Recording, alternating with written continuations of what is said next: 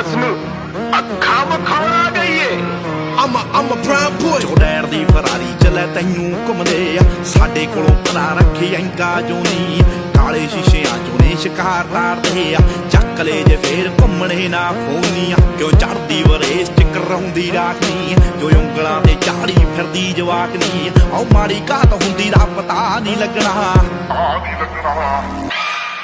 How ਡਾਇਵਰਾਂ ਦੇ ਨਾਲ ਆਉ ਸਾਡੇ ਹੀ ਟ੍ਰੈਂਡ ਸਾਥੋਂ ਕਾਪੀ ਕਰਕੇ ਸਾਡੇ ਉੱਤੇ ਹਾਈਪ ਜੀ ਬਣਾਉਣ ਲੱਗ ਪਏ। ਦੱਸ ਉਹਨਾਂ